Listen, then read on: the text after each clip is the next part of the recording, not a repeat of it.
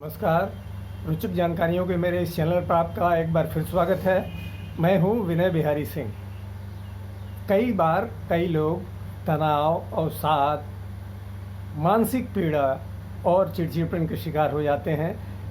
ये वीडियो उनके लिए भी है या उनके परिजनों के लिए है। तो क्या होता है कि कई बार हम किसी समस्या को लेकर के भीतर से बहुत परेशान होते हैं और वो समस्या लगातार सोचने के कारण अपनी इंटेंसिटी, अपनी तीव्रता बढ़ाती जाती है और वह तनाव या वह चिंता या वह अवसाद धीरे धीरे उसकी वृद्धि होने लगती है, उसमें बढ़ने लगता है वो, और हमारे दिमाग को और ज़्यादा आक्रांत करने लगता है।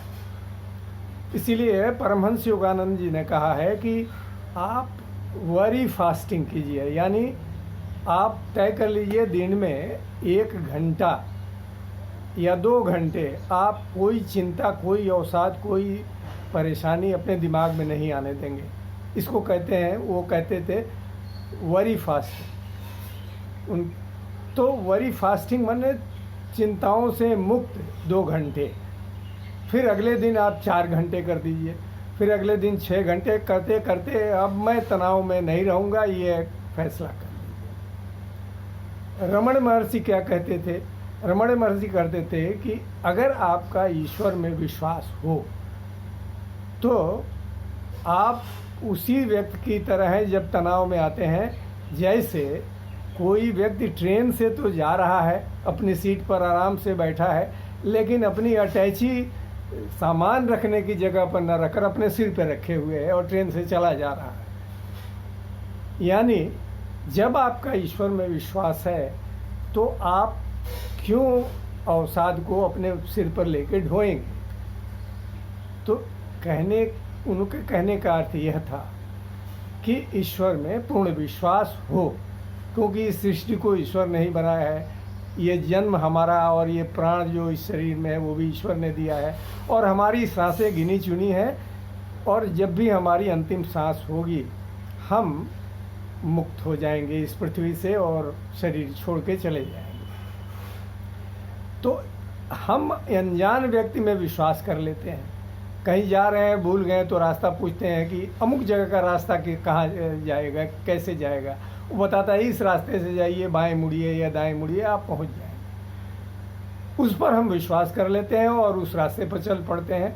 लेकिन हमारे धार्मिक ग्रंथों, ऋषि मुनियों और महान संतों ने जो कहा है उसको हम नहीं मानते हैं। उन्होंने कहा है कि ईश्वर ने ही इस संसार की रचना की है, ईश्वर ने ही आपको पैदा किया है ताकि पूर्व जन्म के कर्मों को आप भोग करके अगले जन्म में आप उच्च कोटि में जाएं, उच्च स्तर पर जाएं, या ईश्वर को सीधे प्राप्त हो जाएं, कोई जन्म मरण का बंधन ही ना। लेकिन हम सब में विश्वास करते हैं, किसी भी मनुष्य में विश्वास कर लेते हैं, उसे प्रेम भी करने लगते हैं, ईश्वर में नहीं करते। कई लोगों को लगता है कि ईश्वर पता नहीं है भी कि नहीं, हमारी प्रार्थना सुन रहा है कि नहीं है। और कई बार तो लोगों को कई बार प्रार्थना करते हैं और वो उनकी इच्छा पूरी नहीं होती तो कहते हैं नहीं ईश्वर नहीं है जी, हमने इतना मांगा। वो ये नहीं समझते हैं कि हम जो मांगते हैं ईश्वर वही देते हैं जो हमारे लिए उचित हो। अगर उन्होंने नहीं दिया, कोई हम चीज़ मांग रहे हैं, इसका मतलब हमारे लिए वो उचित नहीं। तो सबसे पहली शर्त है पूर्ण विश्वास। और सारे संतों ने, सारे ग्रंथों ने, सारे उपनिषदों ने कहा है कि हम ईश्वर के पास जाएं, क्योंकि श्लोक है ना, त्वमेव माता च पिता त्वमेव, त्वमेव बंधु च सखा त्वमेव, त्वमेव विद्या द्रविणम त्वमेव, त्वमेव सर्वम। यानी आप ही माता, पिता, मित्र, विद्या, धन सब कुछ है। तो बचपन में जब हम लोग परेशान होते थे और रोते रहते, कहाँ जाते थे? दौड़ के माता के पास जाते थे, और माता के गोद में जाते ही हमारी सारी समस्या खत्म। माता पुचकार देती थी और वाह, उनके प्यार से ही नहा देती। ईश्वर भी त्वमेव माता च पिता त्वमेव, माता है सब। त्वमेव के बाद सबसे पहला माता, मातृ रूप में अगर ईश्वर के पास हम जाते हैं और उनसे अपनी सारी समस्या कहते हैं और ये कहते हैं कि ये लीजिए अपना सब, मेरी समस्या, मेरे तनाव, मेरे सब कुछ ये ले लीजिए, तुम्हें माता, आपका पुत्र हूँ तो आपका भी ये तनाव है, आपका भी ये परेशानी है, ये लीजिए, मुझे मुक्त कीजिए इससे। लगातार इस प्रार्थना से अनेक लोगों से मैं मिला हूँ और मेरा भी अनुभव है कि धीरे धीरे तनाव बिल्कुल ख़त्म हो जाता है, मानसिक अवसाद ख़त्म हो जाता है, चिड़चिड़ापन तक ख़त्म हो जाता है और मुक्त हो जाते हैं।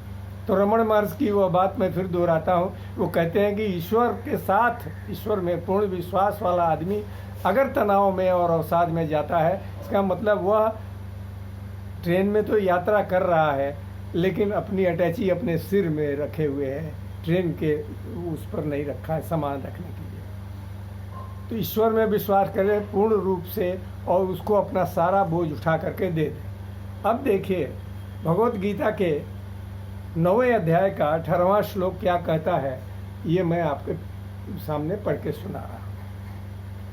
भगवान श्री कृष्ण अर्जुन से कहते हैं, गति भर्ता प्रभु साक्षी निवास शरणम सुहृत प्रभव प्रलय स्थानम निधानम बीजम अव्ययम। हे अर्जुन, प्राप्त होने योग्य परम धाम, भरण पोषण करने वाला, सबका स्वामी, शुभाशुभ देखने वाला, सबका वास स्थान, शरण लेने योग्य, प्रत्युपकार न चाहकर हित करने वाला, सबकी उत्पत्ति प्रलय का हेतु, स्थिति का आधार, निधान और अविनाशी कारण भी मैं ही हूँ।